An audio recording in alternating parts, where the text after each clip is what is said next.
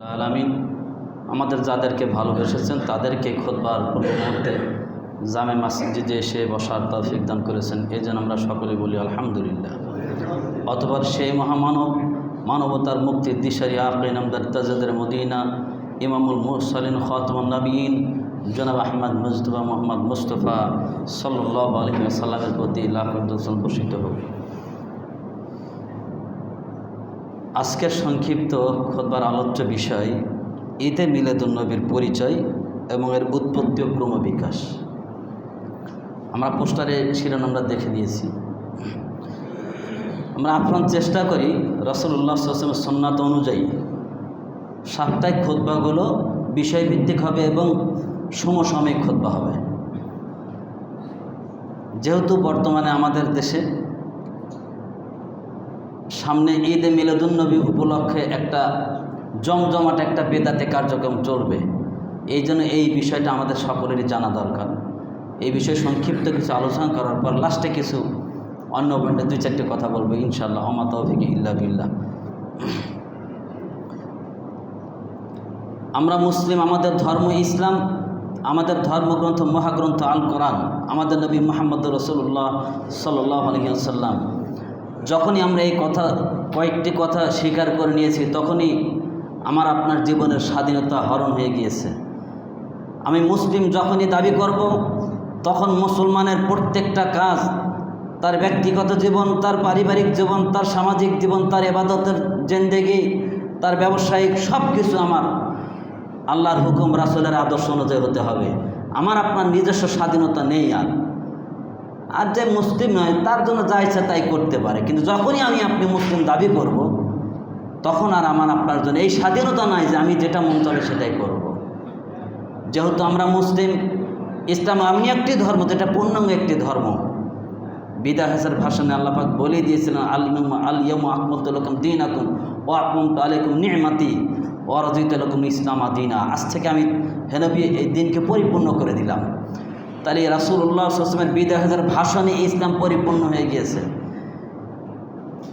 রাসূলুল্লাহ সাল্লাল্লাহু আলাইহি ওয়াসাল্লামের মৃত্যুর পরবর্তী যদি কোনো কিছু নতুন আবার সংযোজন হয় বা বিয়োজন হয়, তাহলে বোঝা যাবে ওইটা ইসলাম বিরোধী কাজ, ওটা ইসলামের অন্তর্ভুক্ত নয়। তাই বলতে চাচ্ছিলাম যে আমাদের সমাজে বর্তমানে যে জিনিসটা প্রচলিত, বহুল প্রচলিত একটা জিনিস ঈদে মিলাদুন্নবী। এই ঈদে মিলাদুন্নবী একটা বহুল প্রচলিত একটা পরিভাষা। এই নামটি তিনটা আরবি শব্দের সমন্বিত গঠিত। প্রথম হচ্ছে ঈদ, যার আবিধানিক অর্থ হচ্ছে আনন্দ, বারবার ফিরে আসা অথবা আনন্দ উৎসব। এরপরে মিলাদ, এর আবিধানিক অর্থ হচ্ছে জন্ম অথবা জন্মস্থান। তৃতীয় নম্বর নবী, যেটা আমরা সকলেই জানি, আমাদের নবী মুহাম্মদ রাসূলুল্লাহ সাল্লাল্লাহু আলাইহি ওয়াসাল্লামকে বোঝানো হয়। এই তিনটি শব্দের সমন্বয়ে আমরা নামকরণ করে দিয়েছি ঈদে মিলাদুন্নবী, অর্থাৎ নবী সাল্লাল্লাহু আলাইহি ওয়াসাল্লামের জন্ম উৎসব। এই রাসূলুল্লাহ সাল্লাল্লাহু আলাইহি ওয়াসাল্লামের জন্মদিনকে আনন্দ উৎসবের সহিত আমরা যা বাস্তবায়ন করি, আনুষ্ঠানিকতা যা আদায় করি, পালন করি, এ ব্যাপারে ইসলামী শরীয়তে কোনো প্রকারের দিক নির্দেশনা আছে কি না আমাদেরকে অবশ্যই এটা ভেবে দেখতে হবে।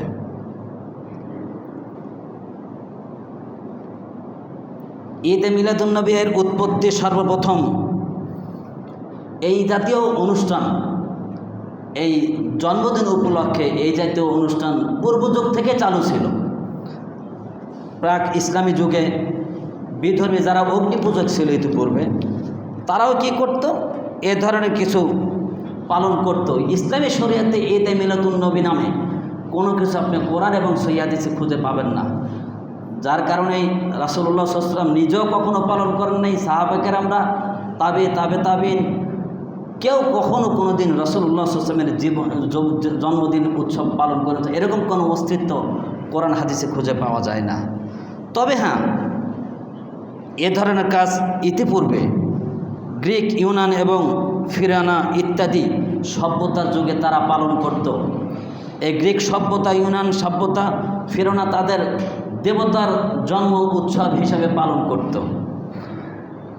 এই তাদের থেকে পরবর্তীতে যারা এসেছে মুসলমান, যারা অন্যান্য নবীর উম্মত ছিল, তারাও এরকমভাবে, অর্থাৎ ইহুদিরা, খ্রিস্টানরা, তারাও তাদের নবীর জন্মদিন এটা পালন করা শুরু করে দিয়েছিল। এমনকি আমরা অনেকেই জানি রাসূলুল্লাহ সাল্লাল্লাহু আলাইহি ওয়াসাল্লাম যখন মক্কা থেকে মদিনায় হিজরত করলেন, মদিনায় হিজরত করে যাওয়ার পর ওখানে দেখলেন মদিনাবাসীরা কিছু দিবস পালন করে। তন্মধ্যে একটি দিবস তারা পালন করে নাইরুজ, সেটা বলা হয় সৌরবর্ষের প্রথম দিন। আর আরেকটা দিবস তারা পালন করত মেহেরজান, অর্থাৎ বৎসরের যেই দিনটি সবচাইতে বড় দিন, অর্থাৎ খ্রিস্টানরা বা ইহুদিরা এখনও পালন করে খ্রিস্টানরা বড় দিবস হিসাবে। এই দুইটা দিনকে মদিনার মানুষ পালন করত, আগে থেকে এটা পালন করত। যখন রাসূলুল্লাহ সাল্লাল্লাহু আলাইহি ওয়াসাল্লাম মক্কা থেকে হিজরত করে মদিনায় গেলেন, তখন মদিনায় যাওয়ার পর তাদের এই আনন্দ উৎসব দেখে যারা মুসলিম সাহাবী ছিলেন তাদের মনের ভিতরে একটা চাহিদা জাগলো, আমাদেরও যদি এরকম কিছু দিবস থাকতো আমরা একটু পালন করতাম। আল্লাহ পাক রব্বুল আলামিন অন্তর্যামী, তিনি অন্তরের খবর জানেন। যখন এই সাহাবাদের মনের ভিতরে এরকম একটা কিছু জাগ্রত হলো যে মদিনার কাফের মুশরিকেরা তারা এরকম দুটো দিবস পালন করে, যদি আমাদের একটা দিবস হতো আমরা একটু পালন করতাম। এটা দেখেই আল্লাহ রব্বুল আলামিন ওহীর মাধ্যমে নবী মুহাম্মদ রাসূলুল্লাহ সাল্লাল্লাহু আলাইহি ওয়াসাল্লাম জানিয়ে দিলেন। তখন আল্লাহ নবী তার সাহাবীদের লিডার আবু বকর সিদ্দিক রাদিয়াল্লাহু আনহুকে ডাক দিয়ে বলছেন, ইয়া আবু বকর ইন্না লিকুল্লি কওমিন ঈদান, জেনে রাখো নিশ্চয় প্রত্যেকটা জাতির আনন্দ উৎসবের দিন রয়েছে। ওয়াহাজা ঈদুনা, জেনে রাখো আমাদের জন্য এই দুইটা দিবস হচ্ছে আনন্দের দিন। হাদিসটা মুত্তাফাকুন আলাইহি, বাংলা মিশকাত 1348 নম্বর হাদিস। তার মানে সাহাবাদের অন্তরে যখন জাগলেন তখনই আল্লাহ নবী ঘোষণা করেন, আবু বকর আমাদের জন্য এইগুলো হচ্ছে আনন্দের দিন। পরবর্তী হাদিসে আল্লাহ রাসূল সাল্লাল্লাহু আলাইহি ওয়াসাল্লাম আরও স্পষ্ট করে দিচ্ছেন। হাদিসটা আল্লাহ নবী বলছেন, আন আনাস রাদিয়াল্লাহু আনহু ক্বালা রাসূলুল্লাহি সাল্লাল্লাহু আলাইহি ওয়াসাল্লাম ক্বালা কদিমান নবী সাল্লাল্লাহু আলাইহি ওয়াসাল্লাম আল মাদিনাতা। আনাস থেকে বর্ণিত, তিনি বলছেন যখন আল্লাহ নবী মদিনায় গেলেন তখন তিনি দেখছেন ওয়ালাহুম ইয়াওমানে, সেখানে এমন দুটি দিবস পালন করা হচ্ছে, ইয়ালা আবুনা ফিহিমা, সেই দুই দিন তারা খেলাধুলা করে আনন্দ উৎসব করে। ফাকালা, তখন রাসূলুল্লাহ সাল্লাল্লাহু আলাইহি ওয়াসাল্লাম মদিনাবাসীদেরকে জিজ্ঞেস করেন, তাদেরকে বলেন হাজানে ইয়াওমানে, এই দুটি দিন কি ব্যাপারটা, কি তোমরা এই দুটি দিনকে পালন করো? কলু, তখন তারা বলছে কুন্না নালাবু ফিহিমা ফিল জাহিলিয়াতে, আমরা জাহিলি যুগ থেকে এই দুটো দিন আমরা পালন করে আসতাম। এই 16 বছরের প্রথম দিন আর বৎসরের সবচেয়ে বড় দিন থেকে আমরা পালন করতাম, সেই হিসেবে আমরা এটা পালন করি। ফাকালা রাসূলুল্লাহ সাল্লাল্লাহু আলাইহি ওয়াসাল্লাম, এই কথা শোনার পর রাসূলুল্লাহ সাল্লাল্লাহু আলাইহি ওয়াসাল্লাম এবার ঘোষণা দিচ্ছেন, তিনি বলছেন কদ আবদালাকুমুল্লাহু বিহিমা খয়রাম মিনহুমা। আল্লাহ নবী সাহাবাদেরকে, হে সাহাবারা দেখো তোমাদের মনে একটা আশা রাখছে যে আমাদের এরকম যে দিন থাকতো, তো আল্লাহ পাক রব্বুল আলামিন অবশ্যই তোমাদের জন্য এর চাইতে উত্তম আরও দুইটা দিন তোমাদের জন্য দিয়ে দিয়েছেন। একটা হচ্ছে ইয়ামুল আজহা আর একটা হচ্ছে ইয়ামুল ফিতর। একটা ইয়ামুল আজহা অর্থাৎ কোরবানির দিন, আর একটা ঈদুল ফিতরের দিন। আল্লাহ পাক রব্বুল আলামিন তোমাদের মনের চাহিদা অনুযায়ী এই যে পৃথিবীতে বর্তমান যুগে তারা দুটি দিবস পালন করত, এই দিবসের বিপরীতে আল্লাহ পাক তোমাদের আনন্দ উৎসবের জন্য দুটি দিবস দিয়ে দিলেন, একটা হচ্ছে ঈদুল ফিতর, একটা হচ্ছে ঈদুল আজহা। আল্লাহ রাসূল বলছেন এই দুইটা দিন ওই সমস্ত দিনের চাইতে সবটাইতে উত্তম দিন। এই হাদিসটা আসার পর থেকে, হাদিসটা আপনি পাবেন আবু দাউদ শরীফ, সহিহ আবু দাউদ শরীফ তাহকিক। আবু দাউদের হাদিস নাম্বার হচ্ছে 1334, বাংলা মিশকাত হাদিস 1355 নম্বর হাদিস। এই হাদিস আসার পর থেকে কোনো মুসলমানের জন্য এই দুটি দিবস ছাড়া অন্য কোনো দিবস আনন্দ উৎসবের জন্য পালন করার কোনো অধিকার নেই, কোনো প্রকারের কোনো দলিল নেই। যদি জন্মদিবস পালন করার থাকতো তাহলে রাসূলুল্লাহ সাল্লাল্লাহু আলাইহি ওয়াসাল্লাম নিজেই বলতেন যে হ্যাঁ তোমরা আমার জন্মদিবসটাও পালন করবে। অথচ আল্লাহ নবী বলেন নাই, বরং এই দুটি দিনের কথা বলেছেন। অথচ শহরে দেখবেন ব্যানার ওর গেট লাগা রাখছে, সকল ঈদের সেরা ঈদ, ঈদে মিলাদুন নবী। আফসোস লাগে, এরাও নাকি মুসলমান হতে পারে না। রাসূলুল্লাহ সাল্লাল্লাহু আলাইহি ওয়াসাল্লামের আদর্শের বিপরীতে যদি কোনো আদর্শ গ্রহণ করে সে কখনো ইসলামের শরীয়তের উপর থাকতে পারে না। কোনো মুসলমানের বাচ্চার জন্য কখনো ঈদুল ফিতর, ঈদুল আজহা বেঁধে রেখে অন্য কোনো দিবসকে আনন্দ উৎসবের জন্য পালন করা ইসলামের শরীয়তে বৈধ নয়। শুধু তাই নয়, আমি আপনাদেরকে বলতে চাচ্ছিলাম যে আমরা মুসলমান, আমাদের প্রত্যেকটা কাজ চলবে দলিল ভিত্তিক, মন করা কোনো কিছু আমরা করব, এটাই ইসলাম কখনো মেনে নেয় না। যেহেতু রাসূলুল্লাহ সাল্লাল্লাহু আলাইহি ওয়াসাল্লাম তার জীবদ্দশায় কখনো এটা পালন করেন নাই, এটা ইসলামের শরীয়তে নাই, কাজে আমরাও পালন করতে পারি না। দলিল আল্লাহ নবী বলছেন, আন আয়েশা রাদিয়াল্লাহু আনহা ক্বালাত ক্বালা রাসূলুল্লাহি সাল্লাল্লাহু আলাইহি ওয়াসাল্লাম মান আহদাসা ফি আমরিনা হাযা মা লাইসা মিনহু ফাহুয়া রাদ্দুন। মা আয়েশা সিদ্দিকা বলছেন, রাসূলুল্লাহ সাল্লাল্লাহু আলাইহি ওয়াসাল্লাম বলেছেন, যে ব্যক্তি আমার এই শরীয়তের মধ্যে এমন কিছু নতুন আবিষ্কার করলো যেটা আমার অন্তর্ভুক্ত না, আমি করি নাই, তাহলে সেটা প্রত্যাখ্যাত। হাদিসটা বুখারী শরীফের 2656 নম্বর হাদিস। এই হাদিস থেকে স্পষ্ট বুঝতে পারি, যেহেতু রাসূলুল্লাহ সাল্লাল্লাহু আলাইহি ওয়াসাল্লাম তার জীবদ্দশায় কখনও জন্মদিবস পালন করেন নাই, ঈদে মিলাদুন্নবী পালন করেন নাই, সাহাবা কেরাম যারা রাসূলুল্লাহ সাল্লাল্লাহু আলাইহি ওয়াসাল্লামের জীবন নিজের জীবনের চাইতে আল্লাহ নবীকে বেশি ভালোবাসতেন, তাইফের ময়দানে মক্কার কাফের মুশরিকেরা রক্তাক্ত করে দিলেন, এরপর আল্লাহ নবী তাদের জন্য বদদোয়া করেননি। সাহাবারা এমনও ইতিহাস আছে, সাহাবারা রাসূল সাল্লাল্লাহু আলাইহি ওয়াসাল্লামকে বাঁচানোর জন্য যুদ্ধের ময়দানে নিজের বুক পেতে দিয়েছেন, হাজার হাজার তীর তার শরীরে লেগেছে, অথচ রাসূল তো শরীরে তীর লাগতে দেন নাই। সেই সাহাবাকের আমরা যারা জীবনে তাদের বেশি ভালোবাসতেন, তারা রাসূলকে ভালোবেসে তার জন্মদিবস পালন করলেন না। আর আমি আপনি সলিম কলিম কোথাকার কি আমরা এসে কী করতেছি? অতিভক্তি চোরের লক্ষণ, যেটা আল্লাহ নবী করেনি, সাহাবারা করেন নাই, ওইটা করে আপনি বেশি ভালোবাসা দেখাতে চাচ্ছেন। এটা ভণ্ডামি ছাড়া আর কিছু নয়। ইসলামের শরীয়তে এর কোনো অস্তিত্ব নেই। যাদের মনে রাখতে হবে, যেহেতু এ ধরনের কৃষ্টি কালচার পূর্ব যুগে ইউনান ফিরআনা তাদের কৃষ্টি কালচার, তারা দেবতার দিবস হিসেবে পালন করত, জন্মদিবস পালন করতো, দেবতার অনুরূপভাবে পূর্ব যুগের লোকেরাও পালন করত। আজকে আমরাও যদি ওরকমভাবে এই জন্মদিবসটা পালন করি, তাহলে আমরাও তো বিধর্মীদের সে জাহিলি যুগের লোকদের আদর্শ গ্রহণ করলাম, তাহলে আমাদের অবস্থা কি হবে? আল্লাহ নবী সাল্লাল্লাহু আলাইহি ওয়াসাল্লাম বলছেন, যাদের কৃষ্টি কালচার যাদের সাথে মিলবে তাদের সাথে তার হাসর নাসর হবে। হাদিসটা আল্লাহ নবী বলছেন, আন ইবনে ওমর রাদিয়াল্লাহু আনহু ক্বাল ক্বালা রাসূলুল্লাহ সাল্লাল্লাহু আলাইহি ওয়াসাল্লাম মান তাশাব্বাহা বিকওমিন ফাহুয়া মিনহুম। আল্লাহ নবী বলছেন, দেখো, যার কৃষ্টি কালচার, যার আদর্শ চলাফেরা যার সঙ্গে মিলবে সে তাদেরই অন্তর্ভুক্ত হবে। অতএব আসুন, যেহেতু ইসলামী শরীয়তে এরকম কৃষ্টি কালচার নেই, জাহিলি যুগে ছিল, অমুসলিম খ্রিস্টানরা পালন করে, অতএব আমরা যারা মুসলিম দামধারী, আমরা কোনো মুসলমান কখনো এমন দিবস পালন করতে পারি না যেটা অমুসলিমদের সাথে মিলে যায়, তাহলে আমি তো তাদেরও অন্তর্ভুক্ত হয়ে যাব। আল্লাহ আমাদের সকলকে এরকম ভ্রান্ত কাজ থেকে বেঁচে থাকার তৌফিক দান করুন, আল্লাহুম্মা আমিন। এখন আমাদের প্রশ্ন হতে পারে যে হুজুর, তাহলে এই যে ঈদে মিলাদুন্নবী সমাজে চালু আছে, এটা কখন থেকে মুসলিম সমাজে চালু হলো? এ ব্যাপারে কিছু আমাদের জানা দরকার। এমনি এমনি তো আসে নাই, কোত্থেকে চালু হলো এর তথ্যটা আমাদের জানা দরকার। ঈদে মিলাদুন্নবীর এই পক্ষে বিপক্ষে সমস্ত আলেম একমত যে ইসলামী শরীয়তে কোরআন হাদিসে এর কোনো অস্তিত্ব নাই। তবে হ্যাঁ, আমরা যখন ইতিহাসের দিকে তাকাবো সেখানে আমরা কিছু তথ্য পাই। কোরআন হাদিসে কোনো তথ্য নেই, ঈদে মিলাদুন্নবী পালনের কোনো দলিল নেই। তবে যখন ইতিহাসের দিকে তাকাবো তখন কিছু আমরা তথ্য পেয়ে যাই। সেটা হচ্ছে কি, এইটা ঈদে মিলাদুন্নবী এই সর্বপ্রথম আব্বাসীয় খলিফাদের যুগে জনৈক মহিলা এটা চালু করেছিলেন। আব্বাসীয় খলিফাদের যুগে একজন মহিলা সর্বপ্রথম এই ঈদে মিলাদুন্নবী এই জিনিসটা চালু করেছিলেন। চালু করার উদ্দেশ্য ছিল কি জানেন? ওই মহিলা চিন্তা করলেন যে কাবা শরীফকে মানুষ তওয়াফ করে, কাবা শরীফে যায়, মদিনা শরীফে মানুষ যায়, রাসূলের রওজা, রাসূলের কবরকে জিয়ারত করে, সেখানে মানুষ মক্কা মদিনা মসজিদে গিয়ে দোয়া করে।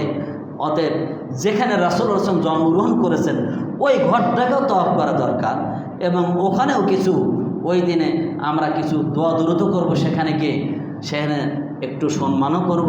এই কথা চিন্তা ভাবনা করে যে মদিনায় যেহেতু রাসূলের কবর জিয়ারত করে, রাসূলের জন্মস্থানের জায়গাটাকে জিয়ারত করা দরকার, এবং বরকত হাসিলের জন্য যেখানে জন্মগ্রহণ ওই জায়গাটাকে চুম্বন খাওয়ার জন্য একটা প্রথা চালু করা সর্বপ্রথম চালু করেছেন একজন মহিলা।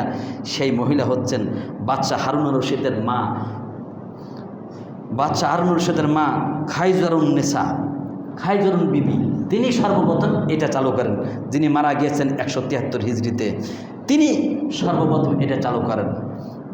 পরবর্তীকালে 12 রবিউল আউয়ালকে রাসূলুল্লাহ সাল্লাল্লাহু আলাইহি ওয়াসাল্লামের জন্মদিবস এবং মৃত্যু দিবস ধরে নিয়ে তীর্থযাত্রীগণ, রাসূলুল্লাহ সাল্লাল্লাহু আলাইহি ওয়াসাল্লাম আমরা সকলে জানি একই দিনে জন্মগ্রহণ করেছেন যেই দিন, মৃত্যুবরণও সোমবারের দিনে হয়েছে। জন্ম সোমবারে, মৃত্যু সোমবারে। এই জন্য তীর্থযাত্রীগণ তারা কী করলেন, তারা চিন্তা করলেন যে আমরা এই দিবসটাকে পালন করব। রাসূলের জন্মদিন, যেই ঘরে জন্ম সেই ঘরে আমরা তপ করব এবং সেখানে গিয়ে রাসূলের জন্মস্থানের জায়গাটাকে চুম্বন করব, সেখানে কিছু প্রার্থনা করব। এই চিন্তা ভাবনা করে তীর্থযাত্রীগণ তারা সর্বপ্রথম ওই ঘরের তপ শুরু করলেন। তীর্থযাত্রী কাদেরকে বলা হয় জানেন?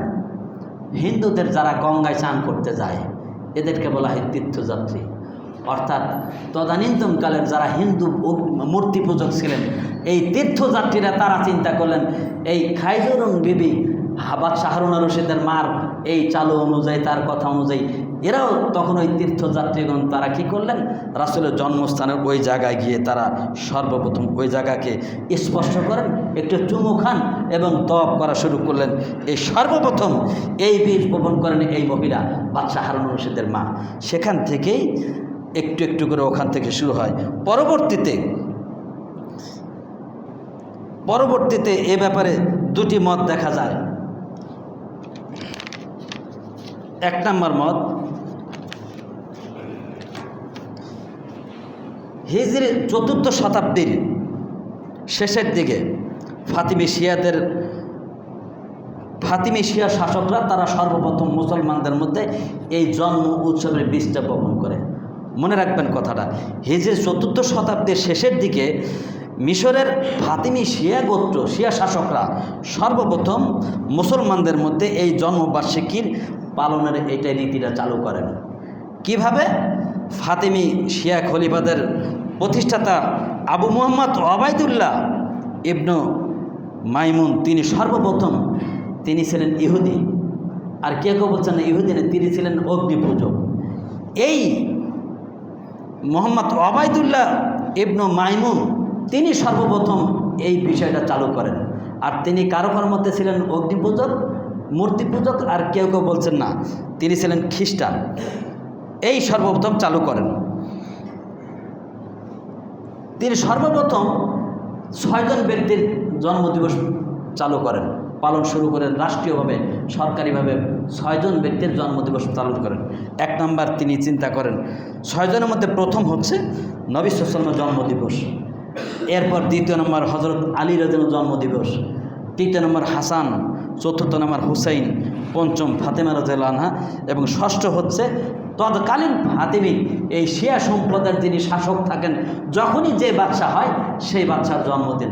মোট এই 6 জন ব্যক্তির জন্মদিন ৪র্থ শতাব্দীর শেষের দিকে এই মোহাম্মদ ওবায়দুল্লাহ ইবনে মাইমুন সর্বপ্রথম এটা চালু করেন।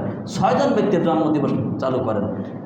তখন থেকে মুসলমানদের মধ্যে এই দিবসগুলো, যেহেতু হযরত আলী, আমাদের নবী, হাসান, হুসাইন সব মুসলমানদের জন্মদিবস, কি সুন্দর করে অপকৌশল করে, সে নিজেও ছিলেন একজন অগ্নিপূজক খ্রিস্টান, সে এইভাবে আশ্রয়কারী ইহুদি থেকে এসে মুসলমানদের মধ্যে এই 6 জন ব্যক্তির, শিয়া সম্প্রদায়ের শাসক, সে এসে এই 6 জন ব্যক্তির জন্মদিবস সর্বপ্রথম চালু করেন। সেখান থেকে মুসলমানদের মধ্যে এই প্রথাটা চালু হয়। এটা একটা উক্তি। দ্বিতীয় নম্বর উক্তি, না, হিজরি 7ম শতাব্দীর প্রথম দিকে ইরাকের মাসুল শহরে তৎকালীন বাদশাহ আল মুজাফফরের পৃষ্ঠপোষকতায় 7ম শতাব্দীর প্রথম দিকে ইরাকের মাসুল শহরের তদানীন্তন শাসনকর্তা বাদশাহ আল মুজাফফরের পৃষ্ঠপোষকতায় দরবারে, সরকারি দরবারে যিনি আলেম ছিলেন ওমর বিন মোহাম্মদ মোল্লার এর নেতৃত্বে তিনি সর্বপ্রথম এটাকে আরও সরকারিভাবে ব্যাপকভাবে এটাকে চালু করেন। এই দুইটা মত পাওয়া যায়। তখন থেকেই রাসূলের জন্মদিন, রাসূলের জন্মদিবস পালন করা শুরু হয়ে যায়। মুহাদ্দিসিনে কেরাম এই দুইটা মতের একটা সমাধান দিয়েছেন। ইমাম আবু শামা তিনি বলছেন, এই দুইটি মতের মধ্যে সমন্বয় করতে গিয়ে তিনি বলেছেন যে সর্বপ্রথম বস্তুত প্রথম এর বীজ বপন করেছিলেন ওই মহিলা। পরবর্তীতে রাষ্ট্রীয়ভাবে হিজরি ৪র্থ শতাব্দীর শেষের দিকে এসে মিশরের শিয়া সম্প্রদায়ের এই বাদশারা তারা তাদের নেতৃত্বে সরকারিভাবে ব্যাপকভাবে মুসলমানদের মধ্যে এটা চালু করেন। তাহলে সর্বপ্রথম ওই মহিলা বাদশাহ হারুন রশিদের মা চালু করেন ৪র্থ শতাব্দী, আর ৬ষ্ঠ শতাব্দী থেকে ৭ম শতাব্দীতে বাদশাহ এই মুজাফফর কালকারবির নেতৃত্বে সরকারিভাবে রাষ্ট্রীয়ভাবে ব্যাপকভাবে এটা চালু করেন। এখান থেকে ঈদে মিলাদুন্নবী শুরু হয়েছে। কিন্তু সাবধান, আমরা মুসলমান যারা ইমানদার দাবি করি, আমরা কখনো এটাকে এভাবে আমরা চালু করতে পারি না। ইসলামের শরীয়তে যার কোনো অস্তিত্ব নেই সেটা আমরা কখনো পালন করতে পারি না। রাসূলুল্লাহ সাল্লাল্লাহু আলাইহি ওয়াসাল্লামের জন্ম তারিখ এ ব্যাপারে বিভিন্ন উক্তি পাওয়া যায়। কখন জন্মগ্রহণ করেছেন, রাসূলুল্লাহ জন্ম তারিখ নিয়েই মতভেদ রয়েছে অনেকগুলো। আমি প্রায় 7-8টা মত আপনাদের সামনে পেশ করব। সর্বপ্রথম যেটা সহি কথা, রাসূলুল্লাহ সাল্লাল্লাহু আলাইহি ওয়াসাল্লামের জন্ম তারিখ হচ্ছে 9 রবিউল আউয়াল সোমবার। এটা হচ্ছে সহি কথা। এবং তিনি মৃত্যুবরণ করেছিলেন 1 রবিউল আউয়াল সোমবার তিনি মৃত্যুবরণ করেন। তাহলে জন্ম ছিল 9 রবিউল আউয়াল সোমবার, আর মৃত্যু ছিল 1 রবিউল আউয়াল সোমবার সকাল 10টার দিকে তিনি মদিনায় মৃত্যুবরণ করেন। এই মতটা সহি। এছাড়া আরও অনেকগুলো মত পাওয়া যায় যে মতগুলো আসলে সহি নাই। রাসূলের জন্ম এবং মৃত্যুর এই দুইটা দিন দুইটাই ছিল সোমবারের দিন। জন্ম যেদিন সোমবারে, মৃত্যু ছিল সোমবারে। আচ্ছা, এখন আসেন আমাদের দেশে যারা রাসূলের জন্মদিন কেন পালন করেন, তাহলে মৃত্যু আর জন্ম দুইটা সোমবার ছিল, তারা শোক দিবস পালন করেন, আনন্দ দিবস পালন করেন। প্রথম কথা হচ্ছে ইসলামের সাথে এর কোনো অস্তিত্ব নেই। দ্বিতীয় নম্বর কথা, জন্ম দিবস মৃত্যু দিবস কোনোটাই পালন করার শরীয়ত সম্মত নাই। দুটি একটা প্রভুতা জাহেলি মতবাদ। এগুলো অবশ্যই আমাদেরকে আপনাদেরকে পরিহার করতে হবে। ইসলামের শরীয়তে এর কোনো অস্তিত্ব খুঁজে পাওয়া যায় না। এই জন্য আমরা কখনও এটা আমরা পালন করব না। সুলাইমান মানসুর পুরীর তিনি তার একটা হিসাব মতে 16 বছর অনুযায়ী রাসূলের জন্ম ছিল 571 খ্রিস্টাব্দের 22 এপ্রিল সোমবার এবং মৃত্যু ছিল 632 খ্রিস্টাব্দের 6 জুন সোমবার তিনি মৃত্যুবরণ করেন। আর চন্দ্র মাস অনুযায়ী রাসূল তিনি বেঁচে ছিলেন 63 বছর 4 দিন তিনি পৃথিবীতে বেঁচে ছিলেন। রাসূলের জন্ম তারিখ নিয়ে অনেকগুলো উক্তি পাওয়া যায়, এক একজন এক এক মত পোষণ করেছেন। প্রথম মত হচ্ছে কেউ কেউ বলছেন যে রাসূল জন্মগ্রহণ করেছিলেন 2, 8, 10, 12 এবং 13 রবিউল আউয়াল। কতগুলো মত দিচ্ছেন, কেউ বলছেন 2 তারিখ, কেউ 8, কেউ 10 তারিখ, কেউ 12 তারিখ, কেউ 13 তারিখ। রবিউল আউয়ালের এতগুলো তারিখের কথা বলেছেন। দ্বিতীয় মত তারা বলছেন না, মুসান্নাফ ইবনে সাইবা জাবির ইবনে আবদুল্লাহ থেকে তিনি বলেন যে 18 রবিউল আউয়াল রাসূল জন্মগ্রহণ করেছিলেন। তৃতীয় নম্বর উক্তি 1 রবিউল আউয়াল। চতুর্থ নম্বর উক্তি বলছেন ইবনে হিশাম বলেন না, আল্লামা তাবারি এবং ইবনে খালদুনের মত প্রকাশ করে তেনারা বলছেন না 12 রবিউল আউয়াল জন্মগ্রহণ করেছিলেন। পঞ্চম উক্তি তেনারা বলেছেন আল্লামা ইবনে আব্দুল বার, তার বরাদ্দে তিনি বলছেন যে 2 রবিউল আউয়াল আল্লাহ নবী জন্মগ্রহণ করেছিলেন। এ কথা বলে তিনি বলছেন না 8 রবিউল আউয়ালটা সহি। তিনি একটা কথা মত দিচ্ছেন যে না 2 রবিউল, কিন্তু বলছেন না 8টাই সহি, সেটা সোমবারে ছিল। 6 নম্বর মত হচ্ছে ইবনে সাদ বলেন রাসূলুল্লাহ সাল্লাল্লাহু আলাইহি ওয়াসাল্লাম আবু জাফর মুহাম্মদ ইবনে আলীর মতে 10 রবিউল আউয়াল জন্মগ্রহণ করেছিলেন। সপ্তম উক্তি কনস্টেবলের বিখ্যাত জ্যোতিষবিদ মাহমুদ পাশা, তিনি আরবি ক্যালেন্ডার গবেষণা করে তার জন্ম থেকে রাসূল সাল্লাল্লাহু জন্ম পর্যন্ত যত আরবি ক্যালেন্ডার ছিল, আরবি ক্যালেন্ডারগুলো সবগুলো এক জায়গায় করে সমন্বয় করে মিলে দেখেছেন রাসূল সাল্লাল্লাহু এই ক্যালেন্ডার, আরবি ক্যালেন্ডার অনুযায়ী যদি আমরা মিলাই, যদি আমরা রাসূলের জন্মদিন সোমবার করি তাহলে সেটা হয় 9 রবিউল আউয়াল। 12 রবিউল আউয়াল কিছুতেই হয় না। তার এই মতটাকে সমস্ত মুহাদ্দিসরা প্রাধান্য দিয়েছেন, যেহেতু তিনি রাসূলের জন্মদিনের ব্যাপারে কোনো দ্বিমত নেই, তিনি জন্মগ্রহণ সোমবার, কিন্তু তারিখটা দ্বিমত রয়েছে। যদি দিন ঠিক রাখি তাহলে এই আরবি ক্যালেন্ডার অনুযায়ী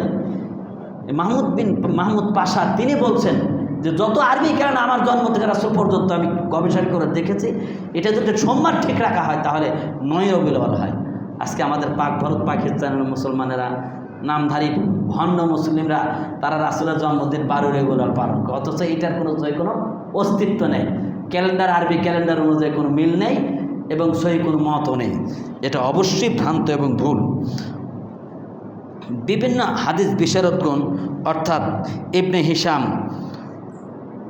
হাদিসের বড় বড় মুহাদ্দিস যেমন আল্লামা হুমায়ুন, ইমাম ইবনে তাইমিয়া রহিমাহুল্লাহ, ইবনে কাইয়ুম রহিমাহুল্লাহ, হাফেজ ইবনে কাসির রহিমাহুল্লাহ, ইবনে হাজার আসকালী রহিমাহুল্লাহ, বদরুদ্দিন আইনি প্রমুখ এই বড় বড় মুহাদ্দিসিন কেরামরা তারা সকলেই ঐকমত পোষণ করেছেন যে রাসূলুল্লাহ সাল্লাল্লাহু আলাইহি ওয়াসাল্লামের জন্মদিবস ছিল 9ই রবিউল আউয়াল।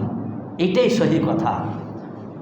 এবার আপনাদের কাছে আমার প্রশ্ন, রাসূলুল্লাহ সাল্লাল্লাহু আলাইহি ওয়াসাল্লামের জন্মদিবসটা তো দ্বিমত আছেই, আর সহি কথা হচ্ছে যদি আমরা সোমবার ঠিক রাখি তাহলে সহি মত হচ্ছে, অখট্ট মত হচ্ছে 9ই রবিউল আউয়াল, অথচ পালন করছে 12 রবিউল আউয়াল। একেতে দিনটাও ভুল করছে, তারিখটাও ভুল পালন করছে। দ্বিতীয় নাম্বার, ইসলামী শরীয়তে যেই সাহাবা কেরামরা রাসূলের জন্য জীবন দিতে প্রস্তুত ছিলেন তারা কখনো পালন করে নাই, আল্লাহ নবী পালন করেন নাই, সাহাবি তাবে তাবে তাবি কেউ কখনো, ইমামরাও কোনো ইমাম কখনো কোনো দিন রাসূল সাল্লাল্লাহু জীবনে যে জন্মদিন পালন করেছেন এরকম কোনো ইতিহাস কোনো কোরআন সুন্নাহর দৃষ্টিতে পাওয়া যায় না।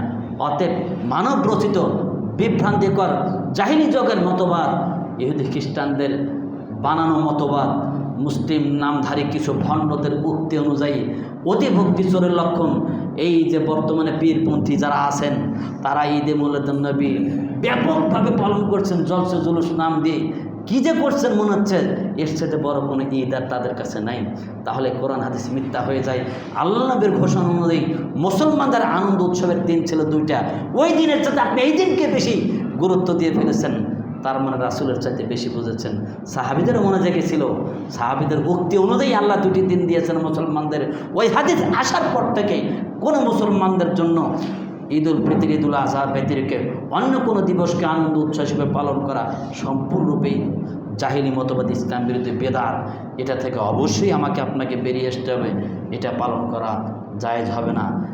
আমরা আগেই একটা কথা বলেছি, আমরা সকলেই জানি আল্লাহ বলছেন লাকাদ কানা লাকুম ফি রাসূলিল্লাহি উসওয়াতুন হাসানা, অবশ্যই তোমাদের জন্য নবী মুহাম্মদ রাসূলুল্লাহ সাল্লাল্লাহু আলাইহি ওয়াসাল্লামের মধ্যেই সর্বোত্তম আদর্শ রয়েছে।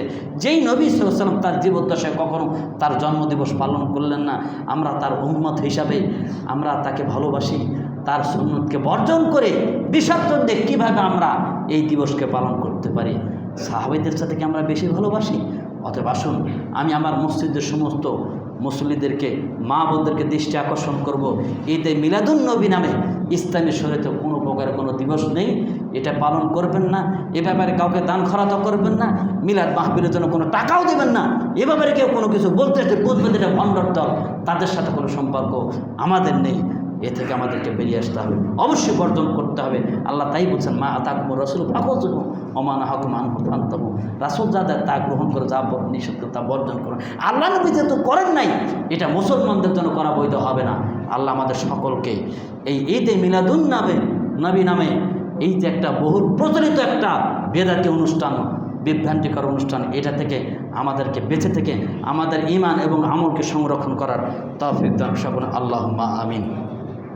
আজকে দুঃখ লাগে, আমি ফেসবুকে একটা বক্তব্য দেখতেছিলাম, গত 25 তারিখে নাটোর একটা বড়াইগ্রাম একটা জালসা হচ্ছিল। আমাদের খুব নাম করা বক্তা, নাম বলেছেন, আমি নাম বলতে চাচ্ছি না, তিনিও দেখলাম যে একেবারে ফেমাস বক্তা, তো বহুত লোক, আমি লাইভ দেখতেছিলাম, আলোচনা করতে করতে বলছিলেন যে দেশের মাটিতে অনেক প্রত্যাবর্তন দিবস, জন্ম দিবস, মৃত্যু দিবস পালন হয়, অথচ পৃথিবীর শ্রেষ্ঠ একজন মানুষ, মানবজাতির নেতা, তার জন্মদিন যে মাসে, এই মাসের সাদর সম্ভাষণ আমরা কি একটু আনন্দ উৎসব করতে পারি না? বলতে বলতে তিনি বলছেন রাত 12টার পরেই পহেলা রবিউল আউয়াল শুরু হবে। কি বলছিলেন বুঝতে পারছেন? এই কথাটা না হলে 5বার শুনছে ওনার বক্তৃতার মধ্যে।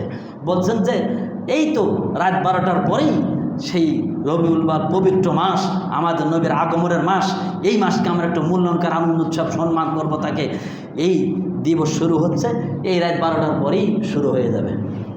এখানে আর বক্তব্য 2টা বলে, 1 নাম্বার ভুল, আমাদের নবীর আগমনের জন্য এই মাসকে আলাদা সম্মান করার কোনো দলিল কোরআন সুন্নাতে নেই। এই কথাটা যেরকম বেদাতি একটা কথা বলেন, দ্বিতীয় তার আকীদা তো কত নিচে, কত অজ্ঞ মানুষ আমাদের সাধারণ মানুষের চাইতে কম জানে, তার একটা প্রমাণ। আচ্ছা আপনারা বলেন তো দেখি, চাঁদের মাস কখন থেকে শুরু, দিন কখন থেকে শুরু হয়? মাগরিব থেকে না রাত 12টার থেকে? তাহলে এত বড় একজন ফেমাস বক্তা, ও বারবার একটু পরপরই বলছে এই তো আমি এখন রাত 10টায়, ঘন্টা 2 পরই রাত 12টার পরেই রবিউল আউয়াল মাস শুরু হয়ে যাবে। মানে এ যে জানে যে না তাও জানে না। আসলে ওই মানুষের মন জয় করে মুখরোচক বক্তৃতা দিতে দিতে জনগণের মন জয় করতে করতে এই গণতান্ত্রিক বিভ্রান্তিকর রাজনীতি করতে গিয়ে পশ্চাৎ ভিতরে ঢুকে গিয়ে মানুষের ইমানই নষ্ট করে দিচ্ছে।